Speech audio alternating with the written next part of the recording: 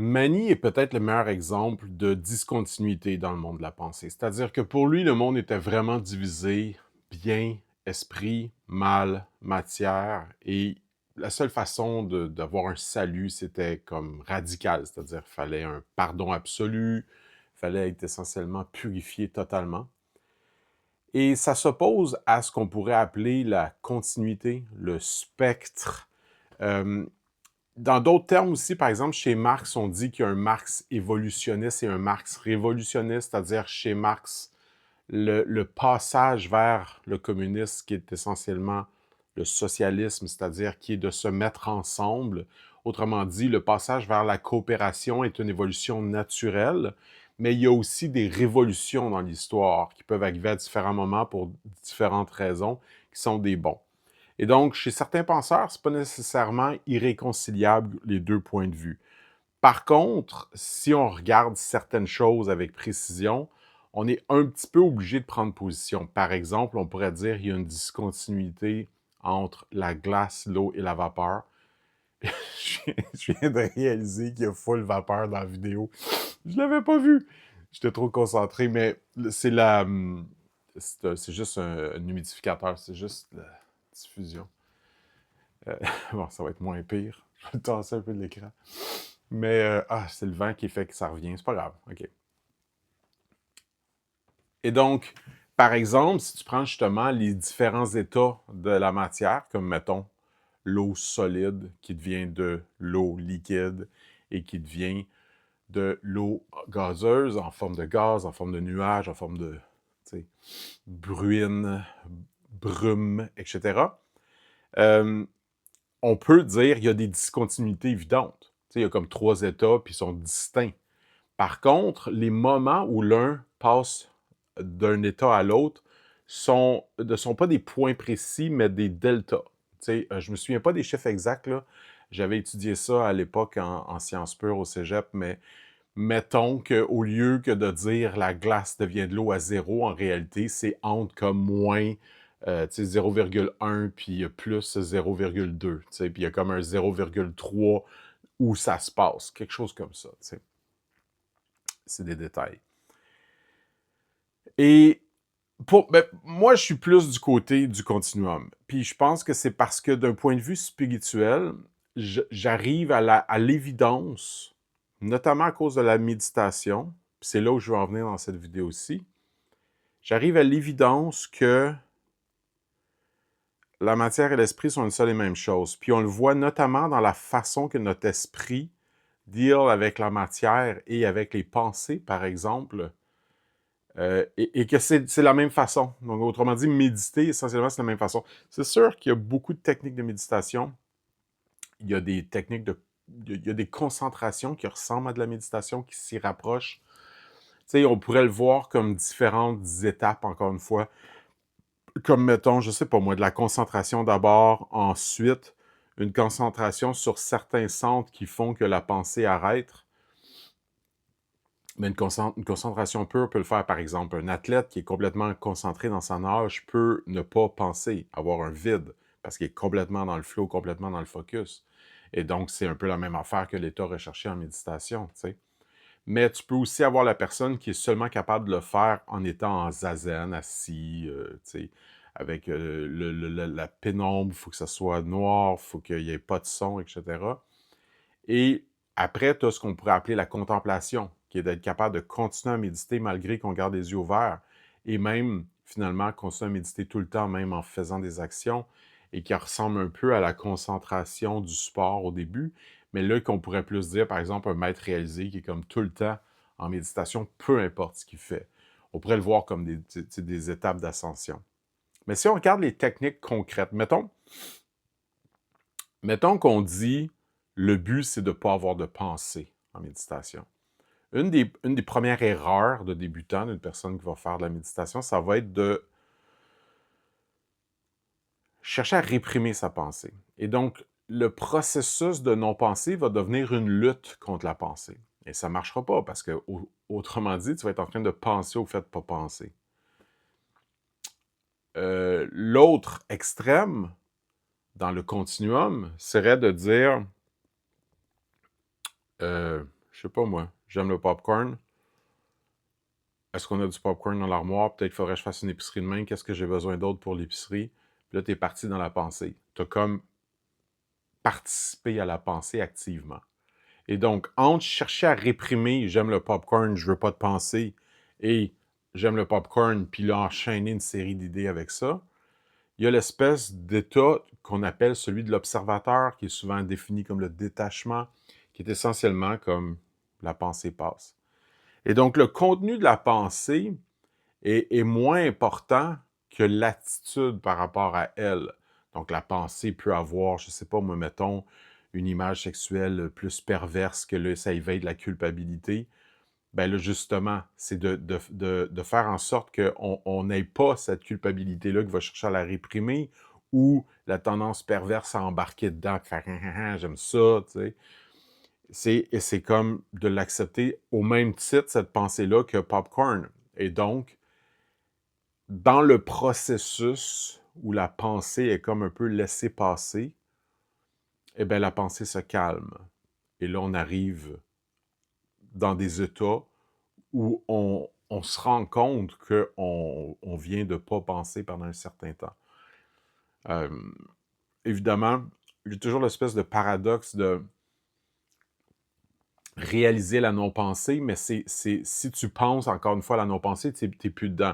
Par contre, tu peux un peu réaliser la non-pensée autrement, par exemple, en étant dans l'état contemplatif, c'est-à-dire que dans le fond, il y a une conscience à ce moment-là, elle est autre chose que la pensée, et elle ne va pas nécessairement réfléchir au fait il n'y aura pas de réflexion au fait qu'il n'y a pas de pensée. Par contre, ça va être une évidence. Mais ça ne sera peut-être pas nommé, tu sais. Mais bon, comment dire? On commence à rentrer dans une zone où en parler, ça fait plus de sens. Mais l'important, c'est surtout de retenir que dans le fond, il ne faut pas embarquer dans la pensée, pareil comme il ne faut pas la rejeter. Et si on va du côté plus de la matière, par exemple dans les techniques comme le Vipassana, où là, on va vraiment observer la respiration, mais aussi toutes les sensations dans notre corps, tôt ou tard, on va se ramasser avec quelque chose comme une douleur.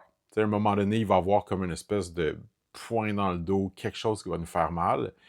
Et la technique dit essentiellement, à ce moment-là, tu dois pratiquer la même, les autres qui appellent ça l'équanimité, la même indifférence, le même détachement, le même laisser-aller par rapport à la sensation. Et donc, la même attitude que je viens de décrire par rapport au popcorn doit être faite par rapport à la sensation de douleur. Et donc, la pensée, l'esprit et la matière. On revient au manichéisme, là. Et un est supposément le bien et l'autre supposément le mal. Or, en réalité, les deux sont à peu près la même chose, sont dans un continuum, sont dans une perception, c'est des choses qui viennent à notre conscience. Et la même attitude doit être par rapport à la douleur. Donc, soit on fait comme, il faut que je soulage la douleur, il faut que, est-ce que je suis mal assis, j'aurais peut-être besoin d'un coussin, et puis là, on peut partir dans une pensée encore une fois, ou tout simplement rentrer dans une espèce de lutte physique, là, tu sais, comme vraiment chercher à relaxer la douleur, ce qui, dans la vaste majorité du temps dans ta vie, est une bonne idée. Mais la technique elle-même vise à t'apprendre à faire le même exercice qu'au niveau de la pensée, au niveau de la sensation aussi. Et donc, un peu de la même façon que le but, c'est pas de fuir la douleur et de faire comme si elle n'était pas là, c'est plus de devenir l'observateur d'elle et un peu de la même façon, la sensation se dissipe et elle disparaît et elle devient quelque chose de beaucoup plus subtil, un peu comme quand les pensées disparaissent, il y a quelque chose d'autre qui se manifeste à la conscience, qui encore une fois est au-delà des mots. Donc, je ne tenterai pas de le définir dans cette vidéo-ci, là. Je vois pas vraiment le but. De toute façon, il y a plein d'auteurs qui ont tenté de le faire. Mais pour moi, c'est plus de parler de la technique pour y arriver, pour que les gens l'expérimentent eux-mêmes. Je vois pas vraiment le but de décrire un tableau qu'en fait, tu peux y accéder, puis de toute façon, tu ne comprendras pas ce que je décris et que c'est très facile de le vivre en réalité si on prend le temps de bien comprendre la base, qui n'est pas très compliqué à comprendre. Le, le Bouddha, il avait dit quelque chose d'intéressant, c'était comme un carré. Il disait, bon, c'est la voie du milieu qui appelait ça, mais c'est comme deux voies. Ça fait que c'était vouloir et fuir, puis le plaisir, la souffrance. Donc, il disait, faut pas vouloir le plaisir, faut pas vouloir la souffrance, faut pas fuir le plaisir, faut pas fuir la souffrance. Faut rester au centre. Et donc, le centre, c'est quoi? Ben, c'est aimer ou pas aimer, souffrir ou pas souffrir. Tout ça, c'est comme des pensées qui passent, des sensations qui passent. Et donc, plus on pratique cette espèce de centre-là, plus on devient ce qu'on appelle en méditation l'observateur, c'est-à-dire celui qui perçoit et qui expérimente ces choses-là sans les juger, sans faire que « Ah, ça fait mal. Ah, j'aime le popcorn. » Tu sais, donc « Ah, j'aime pas la douleur. Ah, j'aime le popcorn. Je veux plus de popcorn. Je devrais pas vouloir du popcorn. J'aime la douleur. » Là, tu sais, t'as du monde que... C'est pour ça que c'est important, les quatre. C'est que là, tu as du monde qui vont rentrer dans un mode ascétique, puis là, qui vont devenir un peu, comment on appelle ça, maso.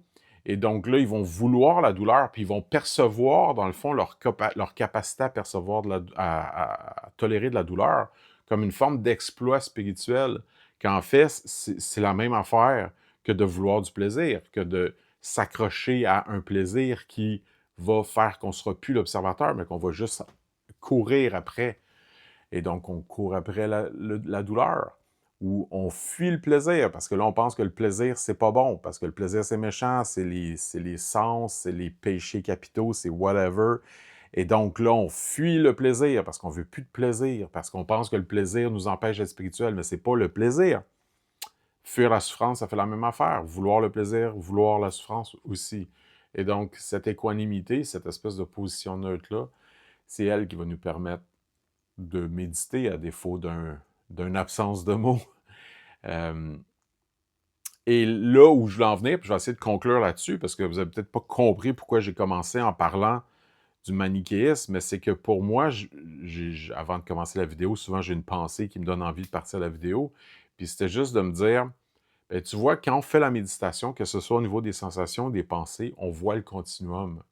On voit que dans le fond, ce qu'on considère comme le bien et le mal dans des théories super abstraites, comme mettons l'esprit et la matière, en réalité, sont les deux comme des espèces de sensations. Il y a des sensations qui sont plus au niveau de l'esprit, des sensations qui sont plus au niveau du corps, mais essentiellement, notre comportement en tant qu'observateur est le même. Et donc, souvent, ces théories-là viennent de gens qui sont omnibulés par les idées et qui voient les idées vraiment supérieures à la matière. Tu sais, il y a quand même peut-être des débats à faire là, au niveau de l'évolution, de comment la matière devient l'esprit. Si tu regardes juste au niveau du règne animal, c'est super intéressant de voir les formes de vie au fil des millions d'années se développer, puis de plus en plus raffiner au niveau de la pensée, jusqu'à essentiellement l'animal prédateur ultime sur Terre, l'humain, mais il y a d'autres animaux aussi qui semblent avoir des pensées très complexes. On a beaucoup étudié les dauphins. Il y en a plein d'autres. Et donc, oui, il y a peut-être une certaine forme d'évolution au travers de la pensée, comme un phénomène émergent de la matière, mais quand on médite, ça devient un peu évident que c'est un continuum. Et donc, c'est un petit peu comme de la glace qui devient de l'eau, qui devient de la vapeur, mais c'est un peu tout le temps la même molécule si on veut simplifier l'analogie, ou plutôt arriver à sa limite. Et donc, moi, j'invite à percevoir le monde tel qu'il est dans un continuum, de ne pas rentrer dans les excès idéologiques où on n'est plus capable de voir que, en fait, tout est un et que, je ne sais pas moi, par exemple, une personne sportive n'est pas inférieure à une personne intellectuelle parce qu'elle est dans la matière, tu sais, et que dans notre méditation, dans notre expérience intime de la conscience qui perçoit l'exercice méditatif, autant au niveau de son corps physique que ça de son esprit, c'est essentiellement du pareil au même. Et donc, s'il y a une évolution, certes, je pense qu'il y en a une, mais elle est en continuité. Et cette continuité-là implique qu'elle est une, qu'elle est pas divisée.